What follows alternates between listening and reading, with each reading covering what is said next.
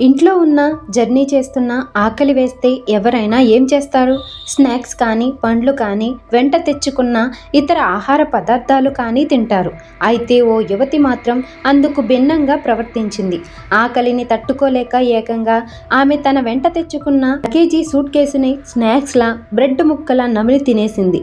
ఇది చూసిన ప్రతి ఒక్కరూ వామ్మో ఇదేం విచిత్రం వయ్యా అనుకుంటూ ఆశ్చర్యపోతున్నారు. ఇంతకీ సూట్ కేసు ఎందుకు తిన్నట్లు? అదెలా సాధ్యమైంది? అదొక ఎయిర్పోర్ట్ వెయిటింగ్ హాల్. తమ గమ్యస్థానాలకు వెళ్లాల్సిన ప్రయాణికులు ఎవరి ప్లేస్లో వాళ్ళు కూర్చుని ఉన్నారు. మరికొందరు ఎంక్వైరీ కౌంటర్ వద్ద, ఇంకొందరు తమ పనుల్లో బిజీగా ఉన్నారు. కాగా ఇంతలోనే అక్కడ ఓ బెంచ్ వద్ద కూర్చుని ఉన్న ఒక యువతి అకస్మాత్తుగా తన సూట్ కేసును చేతులతోనే విరగగొట్టి దాని ముక్కలుగా గాబరాగా తినడం ప్రారంభించింది.